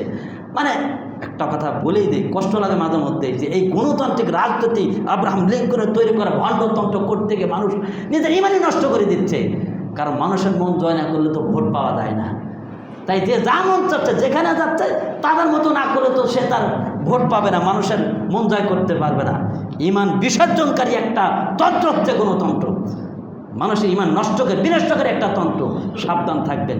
আমরা মুসলিম কখনো বিভ্রান্তি, কোরআন সুন্নাহর বাইরে কোনো তন্ত্রমন্ত্রে বিশ্বাস করতে পারি না, এ দ্বারা কখনো শান্তি আসতে পারে না। তবে হ্যাঁ, একটি কথা বলি, যে কোনো ব্যক্তি যখন কোনো ভালো কাজ করে তাকে ভালো বলবো, এটা মানবিক হিসাবে আমাদের এটা দরকার। যে হোক না কেন ভালো কাজ করে ভালো বলবো না, অবশ্যই ভালো বলবো, কিন্তু যদি কেউ খারাপ করে তাকে খারাপ বলতে কোনটা বোধ কখনো করে, সে যত বড় হোক না কেন। আপনারা যারা ফেসবুকে দেখছেন, বক্তব্য শুনছেন, অনেকবার বলছেন, যা দেখবেন আজকে, তার মানে এদের কথায় মানে আগামাথায় কোনো ঠিক নেই, মিল নাই। কোরআন সুন্নাহর সাথে এদের কথা মিল পাওয়া খুব কঠিন। এমন এমন বিভ্রান্তিকর অদ্ভুত কিছু কথা বলে যেগুলো কোরআন সুন্নাহ বিরুদ্ধে সরাসরি। আল্লাহ আমাদের সকলকে এই যারা বিভ্রান্তিকর তথ্য দেয় এমন বক্তাদের বক্তৃতা শোনা থেকে বেঁচে থাকতে হবে। কারণ আমার আপনার তো সাধারণ অত জ্ঞান নাই, ভুল ধরতে পারবো না, আমরা শুনতে গিয়ে ভুল ধরতে পারবো, আপনি তো পারবেন না, কাজে এ ধরনের বক্তব্য শোনা যাবে না, সাবধান থাকতে হবে। আল্লাহ আমাদের সকলকে নিরাপদে থাকার তৌফিক দান, আল্লাহুম্মা আমিন। আমি আপনাদের সামনে আর একটি বিষয় সংক্ষিপ্ত করে তুলে ধরব। আসলে দেখেন, আমার খুতবা মাসে একটা, আমরা মানুষ মানেই ভুলের থেকে মানুষ এই দুনিয়াতে এসেছি, আমরা হাসি কান্নার এই দুনিয়াতে চলাফেরা করতে গিয়ে দুনিয়ার মোহ করে আমরা মৃত্যুকে ভুলে যাই। কিন্তু জেনে রাখবেন, ভালো কাজ করার সবচাইতে বড় মাধ্যম, খারাপ কাজ থেকে বেঁচে থাকার সবচাইতে বড় মাধ্যম হচ্ছে মৃত্যুকে স্মরণ করা। এই জন্য আমাদেরকে মৃত্যুকে বেশি বেশি স্মরণ করতে হবে। মানুষের জীবন সবচাইতে বড় চিরে সত্য কথা হচ্ছে মৃত্যুবরণ। আমরা মারা যাবো, এটাই চিরে সত্য কথা, আর বেঁচে থাকবে এটা অনিশ্চিত।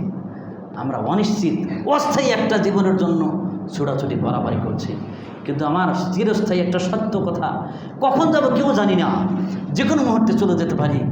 অত সেই দিবসের জন্য, সেই দিনটার জন্য আমরা উদাসীন, আমরা মৃত্যুকে ভুলে থাকি।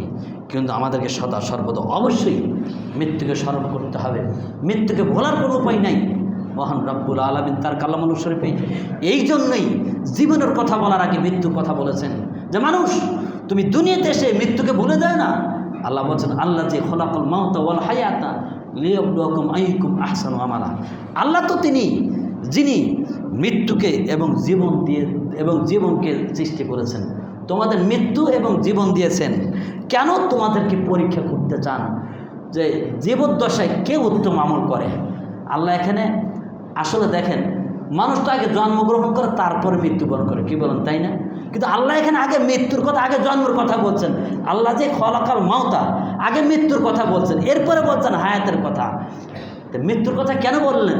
আল্লাহর এটা হিকমত, যে বান্দা দেখো, তুমি দুনিয়াতে আসো, তোমাকে আমি হায়াত দিয়েছি বটে, কিন্তু সাবধান, মৃত্যুই চির সত্য। তুমি আগে মৃত্যুর কথা স্মরণ রাখবে। দুনিয়াতে মৃত্যুকে ভোলা যাবে না। যে ব্যক্তি মৃত্যুকে ভুলে যায়, সে যা ইচ্ছা তাই করতে পারে। মৃত্যু যখন মানুষের অন্তরে থাকে, সে মানুষ নাফরমানি করতে পারে না, গুনার কাজ করতে পারে না। এর জন্য আমাদেরকে সদা সর্বদা ওই মৃত্যুকে স্মরণ করতে হবে। আল্লাহ বলছেন যে আমি তোমাদেরকে পরীক্ষা করে দেখতে চাই তোমাদের মধ্যে কে উত্তম আমল করে। এখানে আল্লাহ বলছেন আহসান আমালা, সর্বোত্তম আমল কে করে। আহসান শব্দের অর্থ সর্বোত্তম। কে সর্বোত্তম আমল করে আমার আল্লাহ সেটা দেখতে চান। কিন্তু আমরা তো আসলে তা করি না। আমরা দেখি কি জানেন, আকসার আমালা, কে বেশি বেশি আমল করে আমরা তাকেই আল্লাহর ওলি মনে করি। কে বলেন, তাই না? কে বেশি বেশি আমল করে তাকেই আমরা আল্লাহর ওলি মনে করি। কিন্তু আমার আল্লাহ বলছেন, না বান্দা, কে সবচেয়ে উত্তম আমল করে আমি আল্লাহ সেটা দেখতে চাই, ওটাই আমি দেখব। আপনার আমল দোষীর দরকার নাই, অল্প করেন, কিন্তু সেটা সলিড হতে হবে, খাঁটি হতে হবে, সহি সুন্নাহ ভিত্তিক হতে হবে। একনিষ্ঠ চিত্তে একমাত্র আল্লাহ সন্তুষ্টির জন্য কোরআন সুন্নাহ ভিত্তিক, সহি হাদিস ভিত্তিক হতে হবে। মানব মতবাদের ভিতরে ঢুকে আপনাকে ইসলাম বলে দিয়ে বস্তা বস্তা আমল করে মুক্তির কোনো উপায় হবে না। শহীদরা সেটাই করতে হবে। আল্লাহ পাক রব্বুল আলামিন অন্যত্র বলছেন, দেখেন মৃত্যুর কথা এই জন্যই স্মরণ করতে হবে, আমরা কিন্তু কেউ মরতে চাই না। মৃত্যু থেকে সবাই পালন করার চেষ্টা করি। আমার আল্লাহ বলছেন কুল ইন্নাল মাউতাল্লাযী তাফিরুনা মিনহু, হে নবী আপনি বলে দেন যে দেখো নিশ্চয় তোমরা যে মৃত্যু থেকে পালানোর চেষ্টা করছো ফাইন্নাহু মুলাকীকুম, নিশ্চয় ওই মৃত্যু তোমাকে পাকড়াও করবে। আমরা কেউ মরতে চাই না, সবাই বেঁচে থাকতে চাই। শুধু বাঁচার জন্য তো এত ছোটাছুটি দৌড়াদৌড়ি, হালাল হারাম বাস বিচার না করে খালি টাকা পয়সা গাড়ি বাড়ি করার জন্য প্রস্তুত, যে বেঁচে থাকবো, দীর্ঘদিন বেঁচে থাকবো, একটা বিল্ডিং করবো, আমার সন্তান আছে, গাড়ি বাড়ি করবো, আরও টাকার মালিক হবো। দেখেন আমরা একটু চিন্তা করি না, মৃত্যুর জন্য মৃত্যু থেকে পালানোর চেষ্টা করি। আর আল্লাহ বলছে না অবশ্যই তোমাকে মৃত্যু পাকড়াও করবে। এ কথা বলে আল্লাহ বলছে সুম্মা তুরাদ্দুনা ইলা আলিমিল গায়বি ওয়াশ শাহাদাতি, অথবা তোমাদেরকে ওই অদৃশ্য এবং দৃশ্য সব কিছুর কথা মহান আল্লাহর দিকে প্রত্যাবর্তন করতে হবে, অথবা আল্লাহ তোমাদেরকে সব দেখিয়ে দিবেন। তুমি তোমার জীবনে কি আমল করেছো, আমার আপনার জীবনের ডায়েরিতে কি আছে, হিরো না জিরো আমি, আমার আল্লাহ সব আমাকে আপনাকে দেখিয়ে দিবেন। আল্লাহ কারো প্রতি জুলুম করবেন না, সব কর্ম আমার আপনার দেখিয়ে দিয়ে আল্লাহ তার বিচার করবেন। সাবধান, এই জন্য আমাকে আপনাকে সদা সর্বদা মৃত্যুকে স্মরণ করতে হবে। মৃত্যু থেকে বাঁচার কোনো পথ নেই, আমরা সকলেই জানি, কিন্তু ভুলে যাই যে কুল্লু নাফসিন যায়িকাতুল মউত। আল্লাহ বলছেন প্রত্যেকটা আত্মাধারী জীবকে মৃত্যু সদা স্মরণ করতেই হবে। পৃথিবীতে যত জীবজন্তু আছে, যার আত্মা আছে তার মৃত্যু আছে, এটা আমরা বিশ্বাস করি, কিন্তু এটা থেকে আমরা সচেতন নই, আমরা উদাসীন। বিশ্বাস করে মরতেই হবে, কিন্তু এক্ষেত্রে আমরা সকলে উদাসীন। এই জন্য কবি, আরবি কবি আফসোস করে বলছেন মাউতু কাসিন কুল্লু নাফসিন শারিবুন আল কাবরু বাইতিন কুল্লু নাফসিন দাখিলুন। মৃত্যু এমনই একটা পেয়ালা যেটা প্রত্যেকে পান করতে হবে, আর কবর এমনই একটি ঘর যেখানে সকলকে যেতে হবে। কবর ঘর থেকে বাঁচার কারো পথ নাই, কিন্তু আমরা দেখেন আমাদের সেই মৃত্যুর পরবর্তী জিন্দেগির এই কবর নামক ঘরটা সাজানোর জন্য কী করলাম একটু চিন্তা করে দেখি।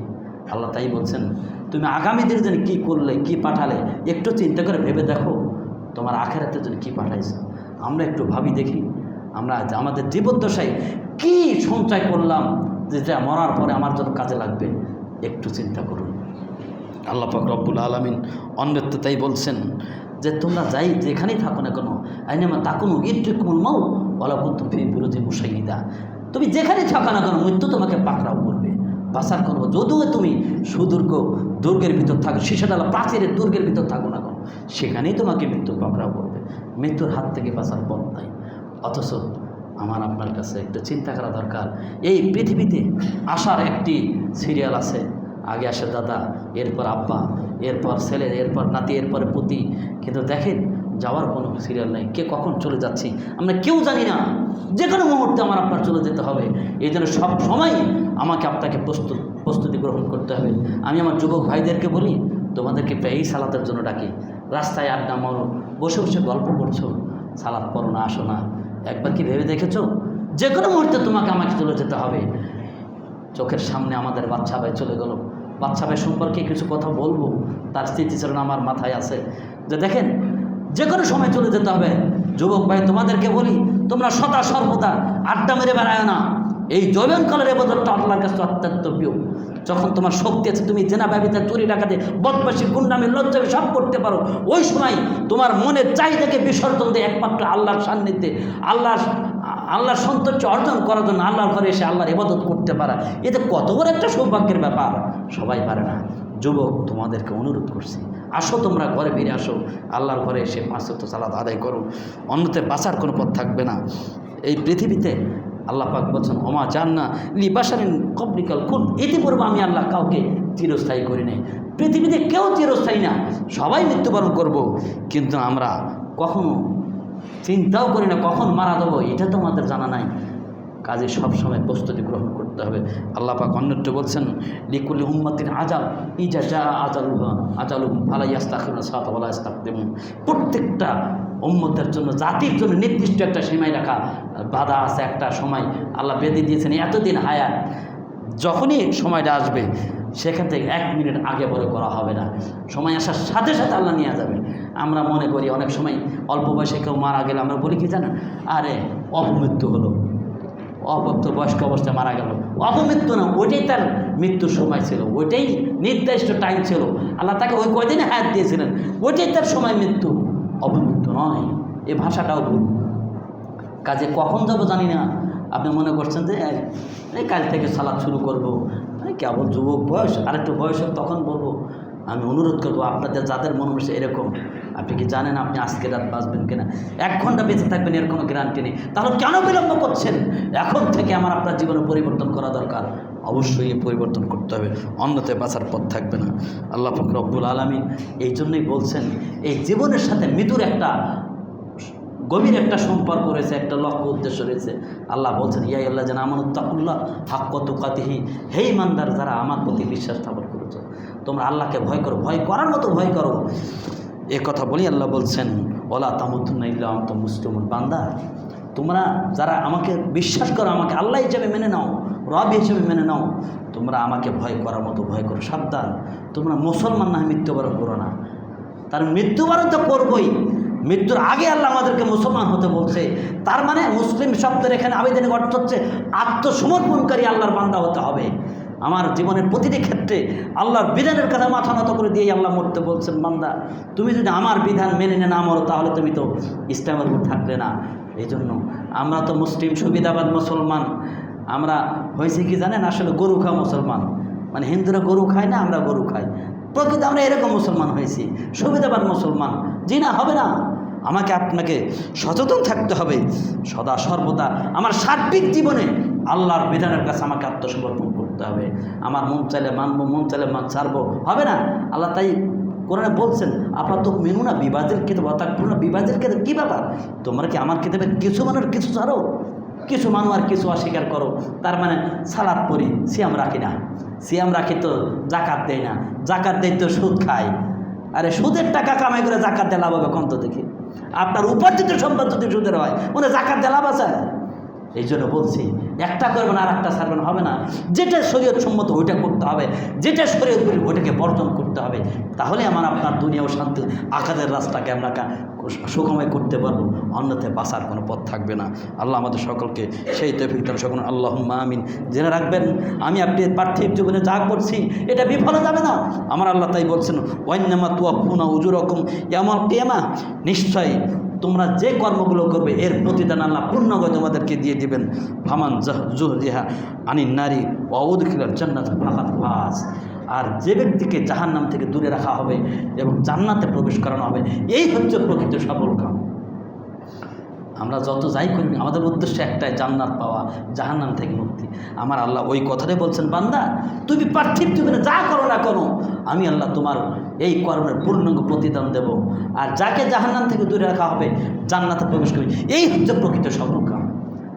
আল্লাহ পাক রব্বুল আলামিন তার কালামুল সব অন্যত হচ্ছেন, ফামা ইয়ামাল মিসকাল যারাতিন খয়রাই যারা ওমা ইয়ামাল মিসকাল শাররাই যারা। বান্দা তুমি যদি যাররা পরিমাণ ভালো কাজ করে থাকো, আমি আল্লাহ তোমাকে সেটাও দেখাবো। আর যদি যাররা পরিমাণ অসৎ কাজ করে থাকো, আমি আল্লাহ তোমাকে সেটাও দেখাবো। আমি তোমার প্রতি জুলুম করব না। কাজে সাবধান, আমি আপনি যে যা করছি না কেন, এটা একটা ডায়েরি রয়েছে, আমল নামা রয়েছে, সেখানে সব লিপিবদ্ধ হচ্ছে। আল্লাহর চোখকে ফাঁকি দেওয়ার কোনো উপায় নেই, মানুষের চক্ষুকে ফাঁকি দেওয়া যায়। আপনি যেখানেই যে গুনার কাজ করেন, আমার আল্লাহ ফেরেশতার মাধ্যমে লিখে রাখছেন, আমার জীবনের ডায়েরি রয়েছে। সেদিন আল্লাহ পাক ডায়েরি ওপেন করে দিয়ে বলবেন, বান্দা পড়ো, ইকরা কিতাবাকা কাফা বিনাফসিকা ইয়াওমা হাসিবা, পড়ো তোমার আমলনামা, আজকে তুমি তোমার হিসাবের জন্য নিজেই যথেষ্ট হবে। আল্লাহর হিসাব দেওয়া তো আল্লাহর কাছে এসে তো অনেক দূরের কথা। এই আমলনামা পড়লে আমরা নিজেরাই সেদিন আমার হিসাবের জন্য যথেষ্ট হব। আল্লাহ আমাদেরকে সেই কঠিন কিয়ামতের দিন এই হিসাবের কিতাব পড়ার আগেই আমাদেরকে বিনা হিসেবে জান্নাতে যাওয়ার মতো তৌফিক দান করুন, আল্লাহুম্মা আমিন। এজন্য আসুন একটু দেখি আমাদের জীবনের ডায়েরি কী দিয়ে তৈরি করছি আমরা। আমার জন্ম থেকে নিয়ে এ পর্যন্ত কারো 30 বছর, কারো 40, কারো 50, কারো 60, 70, 80 বছর হয়েছে। দেখুন তো জীবনে কয়টা ভালো কাজ করেছে। যুবক ভাই, তোমাদেরকে বারবার বলি, দ্রুত তোমরা ফিরে আসো আল্লাহর ইবাদতের দিকে। এই জন্য আল্লাহ নবী তাই বলছিলেন যে আমরা যদি সময়ের মূল্যায়ন না করি, সময় মতো কাজ না করি, পরে করে লাভ হবে না। আমরা সময় থাকতে সময়ের মূল্যায়ন করি না। আল্লাহ নবী তাই বলছেন, আন আবি হুরায়রা রাদিয়াল্লাহু আনহু ক্বাল ক্বালা রাসূলুল্লাহি সাল্লাল্লাহু আলাইহি ওয়াসাল্লাম ইজা মাতাল ইনসান ইনকাতা আনহু আমলুহু ইল্লা মিন সালাসাতিন। আল্লাহ নবী বলছেন, বান্দা হে আমার উম্মত, তোমরা শুনে নাও, যখন মানুষ মারা যায় তার সমস্ত আমলের দরজা বন্ধ হয়ে যায়। আপনারা প্রত্যেকেই এই হাদিসটাকে আপনার মেমোরিতে সেট করে নেবেন। যখনই কোনো কাজ করতে যাবেন দেখবেন যে মানুষ মারা যাওয়ার পর যখনই কেউ মারা যাবে তখনই হাদিসটাকে সামনে নিয়ে আসবেন। এই তিনটা মাধ্যম ছাড়া মৃত ব্যক্তির কবরে নেকি পৌঁছানোর কোনো মাধ্যম পৃথিবীতে নাই। যদি কেউ করতে চায় বুঝবেন যে অপচেষ্টা, এটা সম্পূর্ণ বিভ্রান্তিকর চেষ্টা, কোনো লাভ হবে না। আল্লাহ নবী বলছেন, যখন মানুষ মারা যায় সমস্ত আমলের দরজা বন্ধ হয়ে যায়, শুধু তিনটা খোলাতে। 1 নম্বর সাদকাতুন জারিয়া, সাদগায়ে জারিয়া, জনকল্যাণমূলক কাজ যেটা চলতে থাকে, এমন কোনো কাজ যদি আপনি করে রেখে যেতে পারেন তাহলে মৃত্যুর পর আপনি কবর থেকে সেটা পেতে থাকবেন ইনশাআল্লাহ। 2 নম্বর আও ইলমুন ইনতাফাউ বিহি, এমন জ্ঞান যেটা উপকারী জ্ঞান। এবার আপনার কাছে আমার প্রশ্ন, বলেন তো দেখি, উপকারী জ্ঞান বলতে কোন জ্ঞানকে বোঝেন? এই দুনিয়ার শিক্ষা, ইঞ্জিনিয়ার, ডক্টর মক্টর যেগুলো হচ্ছে আমরা, এটাই কি খালি উপকারী জ্ঞান? না, আসলে প্রকৃত উপকারী জ্ঞান করে ওটা তো দুনিয়ার লাভ, আখেরাত, দুনিয়া আখেরাতের লাভ। যেই জ্ঞান, সেই জ্ঞানটা নাম হচ্ছে উপকারী জ্ঞান, সেটা হচ্ছে দিনের জ্ঞান। এই দিনের জ্ঞান যদি আমাদের থাকে, আমি শিক্ষা করেছি আরেকজনকে শিক্ষা দেবো, যতদিন এই এখানে শিক্ষা পাবে তার একটা নাকি কবর থেকে আমি পেতেই থাকবো। আমি আপনার সন্তানকে কোরআন শিক্ষা দিলেন, সন্তান মৃত্যুর পর যতদিন কোরআন পড়বে এই নাকি আপনি কবর থেকে পাবেন। আপনার সন্তানকে 5 ওয়াক্ত সালাতের প্রশিক্ষণ দিয়ে গেছেন, সন্তান যতদিন সালাত পড়বে কবর থেকে আপনি সাদকায়ে জারিয়া নেকি পেতেই থাকবেন। আপনি সম্পদ রেখে গেছেন, জীবিতরা ওয়ারিশ হবে, আর আপনি মারা যাওয়ার পর জীবিতদেরকে শিক্ষা দিয়ে গেছেন, তারা যত ভালো কাজ করবে কবর থেকে ওয়ারিশানের সূত্রে আপনি ইনশাল্লাহ নেকি সাদকায়ে জারিয়া পেতেই থাকবেন। 3 নম্বর হচ্ছে সৎ সন্তান যদি রেখে যেতে পারেন, এই সন্তান যা ইবাদত করবে, যা দোয়া করবে আল্লাহ সেটাই কবুল করবেন। সবথেকে অমূল্য সম্পদ একটা নেক সন্তান রেখে যেতে পারা, এর চাইতে বড় কিছু নাই। আপনার সন্তান যদি নেক না হয়, আপনি রেখে গেছেন, আপনার রেখে দেওয়া সম্পদগুলো বিপদক্রমে অসৎ পথে ব্যয় করছে, সব ক্ষতি করে দিল, ধ্বংস হয়ে গেল। আপনার সন্তান যদি সৎ না হয়, আপনি চলে যাবেন, সালাত নাই, সিয়াম নাই, ইবাদত বন্দেগী নাই, আপনার আখিরাতের ওই যে নেকির যে রাস্তা বন্ধ হয়ে গেল। এই যে চলমান একটা রাস্তা নেক সন্তান, এটা রেখে যান, এটাই সবথেকে বড়। এরকম যোগ্য পিতা কয়জন আছে? আর একটা কথা হাদিসে বলছে যে উপকারী জ্ঞান, এটা কোন জ্ঞান বলেন তো দেখি, যেটা দুনিয়া ও আখিরাতে উপকার আসে। আজকে আমাদের সমাজে একটা ডিপার্টমেন্ট আছে, আপনারা জানেন, সেটা হচ্ছে সেবা ডিপার্টমেন্ট। সেটা হচ্ছে কি, যেরকম ডাক্তার, নার্স, এরা কিন্তু মানব সেবার জন্যই এই শিক্ষাটা, কি বলেন তাই না? ডাক্তারি শিক্ষাটা মূলত মানব সেবার জন্যই। কিন্তু আমাদের সমাজে বর্তমানে আফসোস লাগে, বর্তমানে এই ডাক্তারি শিক্ষাটা আর এই যত ক্লিনিক, হাসপাতাল, এগুলো সব কসাইখানা হয়েছে, কি বলেন তাই না? আপনি একটু খুঁজে দেখেন, অধিকাংশ ক্লিনিকগুলোতে রুগী মারা যাওয়ার পরে আইসিইউতে রেখে, সিসিউতে রেখে, আইসিইউতে রেখে ওই মেশিন দ্বারা লাভ পারাচ্চার করে, এখনও আছে, একটু অপেক্ষা করেন। মিথ্যা আশ্বাস দিয়ে ঘন্টাকে ঘন্টা রুগীকে অবরুদ্ধ করে পেট করার জন্য, শুধু টাকা পয়সা কামার জন্য এই যে শয়তানিগুলো করছে, এদের কি মৃত্যুর চিন্তা আছে? একটু মরার চিন্তা নাই। আমাদের জানা মতো অনেক জায়গা আছে এরকম, তথ্য শুনতে পাই, মানুষের কাছে জানা যায়। আপনারাও জানেন, ঢাকার সাথে ব্যাপক পাবনা শহর শুরু হয়ে গেছে, যে রুগী মারা গেছে তাও ছেড়ে দেয় না, যে ছেড়ে দিলে তো টাকা কামাই হবে না। আর যারা অসুস্থ যখন হয়, তখন ফ্যামিলির সব তো পাগল হয়ে থাকে, হৃদয়ের জ্ঞান থাকে না। যদিও মানুষ মনে করে না, একটু যদি রাখি যদি ফিরে পাওয়া যায়। এই যে দুর্বলতার কাছে আপনি আজকে কসাইখানা খুলে নিয়ে একটা মৃত রোগীকে অবরুদ্ধ রেখে আপনি বিল তুলে টাকা খাচ্ছেন। এই জন্য আমি লক্ষ্য করে দেখছি, অধিকাংশ ডাক্তার যারা, যে সমস্ত ডাক্তার অবৈধ টাকা কামাই করে, যে সমস্ত ক্লিনিকে অবৈধ ব্যবসা হয়, এদের কোনো উন্নতি নেই। এই দিক দিয়ে টাকা আনে, 50 টাকা কামা গেলে তো 60 টাকা অবৈধ নষ্ট হয়ে যায়, চুরি ডাকাতি হয়ে যায়, এগুলো কোনো বরকত থাকে না। এই জন্য যারা এই সমস্ত ব্যবসা করে তাদেরকে অনুরোধ করব, সাবধান, মানুষকে গলা কেটে অন্যায়ভাবে অবৈধভাবে টাকা উপার্জন করার চেষ্টা করবেন না। আল্লাহ আমাদের সকলকে প্রকৃত যারা ডাক্তার, এদিকে প্রকৃত পক্ষে আমানতদার ডাক্তার হওয়ার তৌফিক দান আল্লাহুম্মা আমিন। আমার ছাত্র জাহিদ হাসান, জাহিদকে বললাম, ডাক্তার হয়েছে কী ব্যাপার শুনি তো, যে বর্তমানে এই দেশে চলছে কি আপনার শুধু পরীক্ষা বাণিজ্য চলছে, যাবেন খালি টেস্ট বাণিজ্য, গেলেই ডাক্তার দুনিয়ার টেস্ট দিবে, তাছাড়া কোনো চিকিৎসা নেই। অথচ আমাদের ছোটোকালের কথা বলছি, আমাদের গ্রামে ছোটোকালে দেখছি, আমার একটা ফুবা আছে গ্রাম্য ডাক্তার, যে কোনো রুগী যায় খালি ওই হাতটা ধরে ওষুধ দেয়, ভালো হয়ে যায়। ছোটোকাল থেকে যে আমাদের এলাকার এমবিবিএস ডাক্তার, উনি কিচ্ছু লাগে না, খালি দেখে আর ওষুধ দেয়, ভালো হয়ে যায়। আর এখনকার যত লেখা আছে অভিজ্ঞ ডাক্তার, বুঝবেন কি আগে 10টা আগে টেস্ট দেয়। এই কিসের অভিজ্ঞতা লাভ করে শয়তান এগুলো সব। এত অভিজ্ঞতা লাভ করার পর এত টেস্ট দেওয়া লাগে, তাহলে কী পড়াশোনা করছে? মানে টেস্ট ছাড়া সে কিচ্ছু লিখতেই পারে না, তার মানে ওখানে আবার কমিশন খাওয়া লাগবে। সাবধান, এগুলো সমস্ত একেবারে কষাইখানা খুলে না বসেছে প্রত্যেকটা ডাক্তার। আল্লাহ তুমি হেফাজত করো। জাহিদকে বলুন, জাহিদ ব্যাপারটা কি কয় বুঝুন, এক ক্লিনিকে বসতাম তো আমি টেস্ট ঠিক মতো দেই না, যেটা প্রয়োজন তাছাড়া দেই না। তো ক্লিনিকের মালিক আমাকে একবার বললো যে আপনার মতো ডাক্তার থেকে আমার ক্লিনিক বন্ধ করে দেওয়া লাগবে। দেখলাম, দেখো জাহিদ, এরকম অন্যায় টেস্ট দিও না, মানুষের ক্ষতি করার চেষ্টা করো না, যেটা প্রয়োজন সেরিয়ে দেবেন। বলছে হচ্ছে ইনশাল্লাহ ইচ্ছা আছে যে এটাই করবো। এই জন্য আমি অনুরোধ করবো, এই দিকে সব জায়গায় আপনারা কোনো জায়গায় মানুষকে ধোঁকাবাজি করবেন না, তাহলে দুনিয়ার সাথে আখিরাতের সাথে। আল্লাহ আমাদের সকলকে ইসলাম মেনে চলার তৌফিক দান, আল্লাহুম্মা আমিন। দু একটি কথা বলবো, সেটা হচ্ছে দেখেন, এই হাসি কান্নার পৃথিবীতে আমরা দুনিয়ার মোহে পড়ে আখিরাতকে ভুলে যাই। যখনই আমরা আখিরাতকে ভুলে যাই তখন শুধু বুঝে শয়তান তখনই ঢুকে আমার আপনাকে দ্বারা ইসলাম বিরোধী অসৎ কাজ করায়। যখন আপনি ইসলামের পক্ষে দেবেন, দিনের বুঝ থাকবে, সৎ পথে থাকবেন, শয়তান খারাপ কাজ করাতে পারেন। যখনই দুনিয়ার মোহে পড়ে আখিরাতকে ভুলে যান তখনই শয়তান ফাঁক দেয়, ঢুকে আমাকে আপনাদের অসৎ কাজ করায়। এই জন্যই আল্লাহ পাক বলেন তার হাবিবকে, নবী মুহাম্মদ রাসূলুল্লাহ সাল্লাল্লাহু আলাইহি ওয়াসাল্লামকে সরাসরি লক্ষ্য করে বলছেন, হে নবী, ইন্নাকা মাইয়ুতুন ওয়া ইন্নাহুম মাইয়ুতুন, নিশ্চয় তুমি মৃত্যুবরণ করবে এবং তারাও মৃত্যুবরণ করবে। তার মানে পৃথিবীতে ইতিপূর্বে যত নবী আছে কেউ বেঁচে থাকবে না, সবাই মৃত্যুবরণ করেছে, তুমিও মৃত্যুবরণ করবে, বাঁচার কোনো পথ নাই। আমাদের নবীকে লক্ষ্য করে আল্লাহ বলছেন, তাহলে মৃত্যুবরণ আমাদের সবাইকে করতে হবে। এখানে আল্লাহ আমাদের নবীকে বলেন, হবে তুমিও মৃত্যুবরণ করবে, তারাও মৃত্যুবরণ করবে। অথচ আমাদের দেশে এক শ্রেণীর আলেমরা অহরহ আছে, তারা যে ঈদে মিলাদ নবী পালন করে, ওই শয়তানরা কয় কি আমাদের নবী জিন্দা নবী, মারা নাই। মানে এদের ঈমান নাই তো নাই, নবী বলে এখনও জিন্দা আছে, ওর ঈমান কোথায়? আল্লাহ বলছেন নবী তুমি মৃত্যুবরণ করবে, আর ওরা বলে যে আমাদের নবী এখনও জীবিত আছে। তো এখনও যারা জীবিত নবী মনে করে ইবাদত করবে, আর ইবাদত কবুল হবে, ওর তো ঈমানের রকমই ঠিক নাই। ও খায় আল্লাহ নিরাকার সর্বোচ্চ বিরাজমান, নবী নূরের তৈরি, নবী জীবিত, নবী গায়েব জানেন, ঈমানই তো নাই। আজকে আমরা তাদের পিছনে ছোটাছুটি করি। সাবধান, এই বেঈমান আলেমদের থেকে বেঁচে থাকার চেষ্টা করুন। আগে আকীদা ঠিক করুন, আমার আপনার ঈমান যদি ঠিক থাকে কোনো আমলি কাজে আসবে না। শুধু তাই নয়, আসুন আল্লাহ পাক রব্বুল আলামিন তার হাবিবকে মৃত্যুর কথা স্মরণ করিয়ে দিয়ে সতর্কবাণী করছেন। আল্লাহ নবী জিবরিলের মাধ্যমে, আল্লাহ পাক জিবরিলের মাধ্যমে আমাদের নবীকে সরাসরি সতর্কবাণী করছেন।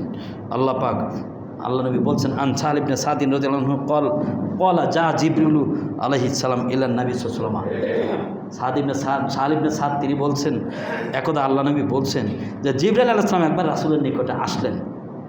ফাকাল, অতঃপর বলছেন, এই হাদিসটা বলে শেষ করব। অতঃপর বলছে, ইয়া মুহাম্মদ ইশ মা শিতা ফাইন্নাকা মাইয়িতুন, হে মুহাম্মদ তোমার যতক্ষণ মন চায় তুমি বসবাস করে নাও, তোমার যা মন চায় তুমি বসবাস করে নাও, জেনে রাখো তোমাকে মৃত্যুবরণ করতেই হবে। এই কথা বলার পর আবার বলছেন, ইয়া মুহাম্মদ ওয়া আহবিব মান আহবাবতা ফাইন্নাকা মাফারিকুহু, হে মুহাম্মদ তোমার যাকে মন চায় তুমি ভালোবাসো, আদর করো, মহব্বত করো, সাবধান জেনে রাখো নিশ্চয় তোমাকে তাকে ছেড়ে তার থেকে বিচ্ছিন্ন হতেই হবে। যতই ভালোবাসি না কেন আমি আপনি, সেখান থেকে বিচ্ছিন্ন হতে হবে। আল্লাহ নিজে তার হাবিবকে লক্ষ্য করে বলছেন। এরপরে বলছেন, ও আমাল মা সীতা ফাইনাকা মাজুম বিহি, হে মোহাম্মদ তুমি যা মন চাই আমল করে নাও, জেনে রাখো তুমি যে আমল করবে তার প্রতিদান তুমি অবশ্যই পাবে।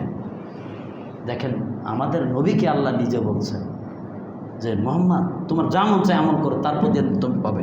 এই কথা বলে লাস্টে বলছেন, ইয়া মোহাম্মদ শরফুল মুমিনে কিয়ামুল লাইলি, মমিনের মর্যাদা হচ্ছে রাত্রি জাগরণে। যখন পৃথিবীর সমস্ত মানুষ ঘুমায় ওই সময় জেগে জেগে যে মমিন ইবাদত করে, এটা হচ্ছে মমিনের সবচেয়ে মর্যাদা সম্পন্ন কাজ। আসলে যারা তাহাজ্জুদ পড়ে এর সাথে মর্যাদাবান, মমিনের মর্যাদার এর সাথে বড় কোনো সম্মানের কোনো জিনিস নেই। মর্যাদার প্রতীকী হচ্ছে রাত্রি জেগে ইবাদত করা। এটার সঙ্গে আল্লাহ তার হাবিবকে বলছেন। এরপরে বলছেন, ওয়া ইজ্জাহু ইস্তিগনাহু আনিন নাস, আর মানুষের সম্মানের বিষয় হচ্ছে মানুষের মুখাপেক্ষী না হওয়া। যখন মানুষ কারো মুখাপেক্ষী হয় তখন তার কোনো সম্মান থাকে না, তার সাথে ছোটো হীনমনের কেউ থাকে না যখন কারো কাছে ছোট হয়। এই জন্য আল্লাহ নিজে তার হাবিবকে বলছেন, দেখো মমিনের সম্মান হচ্ছে সে কি রাত্রি থেকে ইবাদত করবে, এটা মর্যাদা। আর সম্মান হচ্ছে মানুষের মোকামে না হওয়া। যদি মানুষের মোকাপেক্ষী না হন তাহলে আপনি যে কোনো কাজে স্বাচ্ছন্দ্য পাবেন। যখনই কারো মোকাপেক্ষী, ভাই একজন জাকাত দেয় সারা জীবন তাকা থাকে, এবার যদি বেশি দেয় ওই জাকাতের দিকে তাকা থাকে, যখনই সে সামনে তার মুখ ছোট যায়, কোনো কতমান নেই দেখলো ওটাকেই হুজুর হুজুর করে, ভালো দেখলো হুজুর হুজুর, খারাপ দেখলো হুজুর হুজুর, কারণ তার জাকাত খাওয়া লাগেছে। সাবধান, এটা করবেন। নিজের আত্মমর্যাদা বোধ এটা টিকে রাখতে হবে, এটা মুমিনের একটা সম্মান। আল্লাহ আমাদের সকলকে নিজের সম্মানকে অক্ষুণ্ণ রাখার তৌফিক যেমন আল্লাহুম্মা আমিন। আল্লাহ নবীকে আল্লাহ সতর্ক করছেন, লাস্টে আল্লাহ নবী বলছেন আকসিরু যিকরা হাদিমিল্লাহ, যাতে তোমরা বেশি বেশি স্বাদ বিনষ্টকারী জিনিসটাকে স্মরণ করো, অর্থাৎ মৃত্যুকে স্মরণ করো। মানুষ মৃত্যুর কথা স্মরণ তো অন্যায় করতে পারে না।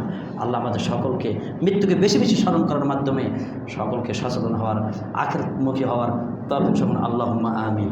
দু একটি কথা আমার স্মৃতিচারণ করবো। আপনারা জানেন, হঠাৎ আমাদের শ্রদ্ধাভাজন বড় ভাই, আমার বন্ধু, বড় ভাই, আমার একনিষ্ঠ বন্ধু ছিলেন বাদশা ভাই, আইনুল কাকার জামাই। এই ভাই যখন প্রথম আমি এলাকায় দেখি, শ্বশুরবাড়ি আসছে, ওমর মসজিদে সালাত পড়তে যাইতেন। একদিন রাস্তায় দেখা, সালাম দেখলাম যে ভাইজান কোথায় আসছেন, দেখলাম আমার শ্বশুরবাড়িতে এখানে। ও আমি বললাম ঠিকই তো, ওটা তো আমার ছাত্রী, আপনার শ্বশুরবাড়ি? ঠিক আছে ভাই, একটু সময় করে একবার আসেন, দুই ভাই বসে একসঙ্গে চাও খাবো, একটু গল্প করব। মানে আমি চিন্তা করলাম 5 তো সালাদ করে বেচারা দাঁড়িয়ে আছে মুখে, অথচ সে বেদাতি কাজ করবে, সহি সুন্নাহ বাদ দিয়ে। আমার এখানে একদিন আসলো আর আসে না। তা আমি দেখে সালাম দিয়ে তাকে বললাম যে ভাই আসেন, কথা হবে আপনার সাথে, একটু চা খাবো একসঙ্গে বসে। কিন্তু উনি আর আমার কাছে আসেন না। চিন্তা করলাম কী ব্যাপার, বইলে গিয়ে দোষ করলাম নাকি। হঠাৎ অনেক দিন পর দেখে আবার দেশে আসছে, মানে আমার সাথে কথা বলে কয়েকদিন পরে বিদেশে চলে গেছিলেন, কাতার চলে গেছেন। এরপর অনেক দিন পর যখন কাতার থেকে আসছেন, এসে দেখি কি নিয়মিত সালাদ আমার মসজিদে পড়েন, শুধু সালাদ পড়েন, দেখি হাতও বুকে বাঁধে, রফুলিয়া যেন করে। আমি তখন ভাই যেন, ভাই ব্যাপারটা কি? আমি আপনাকে ডাকলাম, আপনি আমার কথা শুনলেন না, হঠাৎ আপনি এতছেন। কয় ভাইজান দাখিল আলেম পাশ করছি, বাপ দাদা 14 গেছে পীরপন্থী, কিন্তু জীবনে জানতাম না যে এত ভুল কাজ করছি। যা করছি জীবনে সবই তো জিরো, সবই তো ভুল করছি। কাতারে যা দেখলেন যে প্রকৃত আহলে হাদিস, প্রকৃত মুসলমান কারা, আসলে প্রকৃত মুসলমান যদি থেকে আপনাদের মসজিদে দাঁড়াই।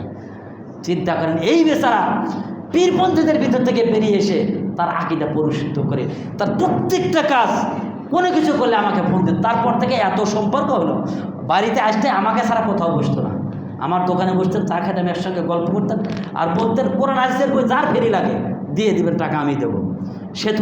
সেতু যত বই ফ্রি দেয়, ম্যাক্সিমাম বইয়ের টাকা ভাই থেকে দিয়ে দিত। যখনই দেখে আসতেন মসজিদে কী দরকার বলবেন আমাকে, বক্তা আনার সমস্যা আমাকে বলবেন। যদি বাসারকে নিয়ে আসতাম, বড় বক্তা টাকা দরকার, যদি ফোন দিতেও বলতেন ভাই কিছু টাকা লাগবে, 500-1000 টাকা দিয়ে দিতেন। যখনই দেশে আসতেন এরকম কাজ করতেন। এবারও হঠাৎ দেশে আসছিলেন, আপনারা যারা চেনেন তারা বুঝতে পারতেন। দেশে আসার পর আমাকে খালি মসজিদে বানানো বলেন যে হুজুর দোয়া করবেন, এবার নিজস্ব একটা কোম্পানি খুলে রেখে আসতেন, সব কিছু ওকে ম্যানেজার সেট করে রেখে আসছি, 2 মাস ছুটি নিয়ে আসছে, সব দেশে সব প্রস্তুত করে নিয়ে ইনশাল্লাহ চলে যাব। আরও কিছু লোক নিয়ে যায়, ব্যবসা উন্নতি করবো। এই ব্যবসা উপলক্ষে কিছু মিষ্টি খাওয়াবো সবাই। তা আমি বললাম যে ভাইজান মিষ্টি খালে তো ভুলে যাবে, আখেরাতে একটা সাদকা জারিয়া দরকার, তো মসজিদে কিছু করেন। কয় তাহলে কী দরকার? এখন বললাম যে থাই দরকার। কয় ঠিক আছে, আপনি থাইয়ের একটা হিসাব করেন, আমি একটা থাইয়ের টাকা দিয়ে দেবো। হিসাব করলাম 7200 টাকা। এটা আমার কথা হলো মঙ্গলবারের দিন। বুধবার দিন মিস্ত্রি টাকা নিয়ে হিসাবটা বললাম, ভাইজান বলেন যে ঠিক আছে হুজুর আমি একটা থাইয়ের টাকা দেবো। আরবিতে বলেন যে খালাস, ঠিক আছে ইনশাল্লাহ আমি দিয়ে দেবো। দেখেন বুধবারে কথা হলো আমার সঙ্গে, বৃহস্পতিবার বিকালে আমাকে বলছেন যে শরীরটা খুব একটা ভালো লাগতেছে না, একটু জ্বর জ্বর। তা আমি কিন্তু বর্তমানে ভাইরাস চলতে যারই জ্বর হচ্ছে সহজে ছাড়ে না, হয়তো এরকমই হবে, ইনশাল্লাহ ট্রিটমেন্ট করেন ঠিক হয়ে যাবে। তো বাসায় গেছেন, আর এসা তো দেখি নাই, শুক্রবারে সকালে ফজরেও নাই, বাসায় থাকলে নিয়মিত এখানেই সালাদ পড়ে। তো 12-15টায় ফোন দিলাম, ভাইজান কী খবর? তখন ফোন দিলাম, হুজুর আমার তো ডেঙ্গু ধরা পড়ছে, আমি এখন মশারির মধ্যে। চিন্তা করেন, একজন সুস্থ মানুষ সে বলছে এখন মশারির মধ্যে। এরপরে বলে ঠিক আছে মসজিদে দোয়া করে দেন, আমি টাকা মেরে দিচ্ছি। তারপরে জুমার সময় দোয়া হলো, রাত 7টা-10-এর সময় দেখলাম আমার মোবাইলে বিকাশে টাকাটা দিয়ে দিচ্ছে। এরপর শনিবার দিন দুপুরে চিন্তা করলাম যে অসুস্থ একটু দেখা করে আসি, রুগী দেখা সুন্নাত। বাসায় গেলাম, কথা বললাম যে হুজুর কিছুতে জ্বর নামতেছে না, খুবই অস্থির লাগে। আমি বললাম প্রচণ্ড, মানে ডেঙ্গু যাতে এত কঠিন তা জানতাম না। প্রায় 12টা স্যালাইন চলে গেছে কিন্তু জ্বর নামে না। এরপরে দেখা করে সাক্ষাৎ করে দোয়া পরে চলে আসলাম। রবিবারের দিন সকালে দোকানে গেছে দেখি হাসপাতালে, তার মানে এত প্রচণ্ড খেচনে উঠছিল, হাসপাতালে ভর্তি করেছে। ওই যে ঢুকলেন, শেষ নিঃশ্বাস ত্যাগ করছেন, আর বেঁচে নেই। আল্লাহ পাক তাকে নিয়ে চলে গেলেন। কি বলবো, তার জীবনের শেষ কাজটা আল্লাহর ঘর মসজিদে দান করে চলে গেলেন। আল্লাহ, আমি তার বন্ধু হিসেবে আন্তরিকভাবে আল্লাহ তোমার কাছে দোয়া করি, হাদিসের সাথে কিয়ামতের দিন বন্ধুর মাধ্যমে মানুষ জান্নাতে যাবে। আমি আমার বন্ধুজন আন্তরিকভাবে দোয়া করছি, আপনারাও দোয়া করবেন। যে লোকটা সবসময় যতদিন হক বুঝেছে, হক ছাড়া বেদাত কখনো মানে নাই, সবসময় হক মানার চেষ্টা করছে, দিনের পথে ব্যয় করেছে। আল্লাহ তুমি আমার ভাইকে, তার কবরটাকে জান্নাতের বাগিচা বলে, তাকে জান্নাতের মেহমান হিসেবে কবুল সামান আল্লাহুম্মা আমিন। তার ওয়াইফ ফোন করেছিলেন যে হুজুর কী লাগবে, আমি কিছু করব। তো বললাম তাহলে মেহমানখানা, ভাইজান বলেছিলেন হুজুর আমি বাড়ি করব, আমার বাড়িতে 3 তলা থেকে একটা রুম থাকবে, মেহমানখানা বানাবো যাতে আলেমরা আমার বাসায় থাকতে পারে। চলে গেলেন। তো বললাম, তখন ওনারা বলে আমি একটা ফ্যান দিয়ে দেবো মেহমানের জন্য ইনশাআল্লাহ। আমরা আন্তরিকভাবে দোয়া করি, আল্লাহ আমার ভাইকে জান্নাতের মেহমান বানিয়ে দাও, তার দানগুলোকে, তার ওয়াইফকে ধৈর্য ধারণ করার তৌফিক দান করো। তার একটা ছেলে হাফেজ, তার একটা মেয়ে আছে, তাদেরকে ধৈর্য ধারণ করার তৌফিক দান করে, এবং ছেলেটাকে দিনের পথে চলার তৌফিক দান। আল্লাহুম্মা আমিন। ওয়া আখিরু দাওয়ানা আলহামদুলিল্লাহি রাব্বিল আলামিন।